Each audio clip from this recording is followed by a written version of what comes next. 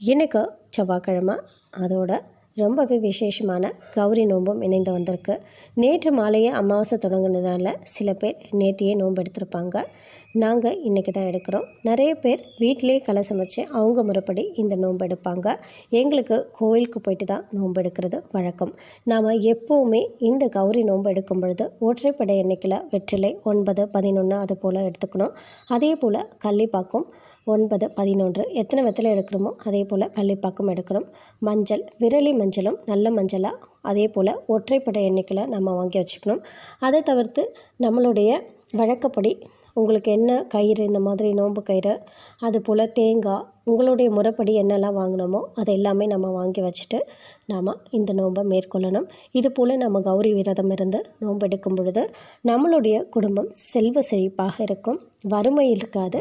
அதே போல் நமக்கு அன்னத்திற்கு எந்த குறையும் இருக்காது.